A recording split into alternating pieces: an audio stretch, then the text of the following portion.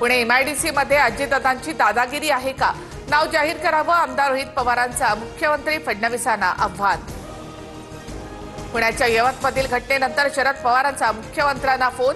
राज्यात धार्मिक तेढ निर्माण करणाऱ्यांवर कारवाई करावी, शरद पवारांची मागणी। यवतमधील आक्षेपार्ह पोस्ट टाकणाऱ्या आरोपीला 5 ऑगस्ट पर्यंत पोलीस कोठडी। हिंसाचारादरम्यान आंदोलकांकडून गाडीची तोडफोड आणि जाळपोळ केल्याची घटना।